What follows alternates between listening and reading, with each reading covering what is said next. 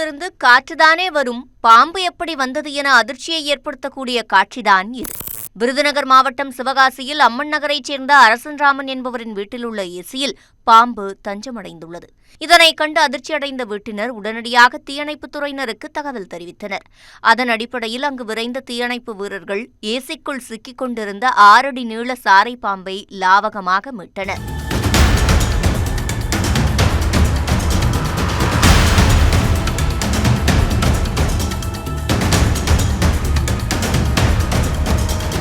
ஏசியிலிருந்து மீட்கப்பட்ட சாரை பாம்பு பாதுகாப்பாக புதர்காடுகள் உள்ள பகுதியில் விடப்பட்டது.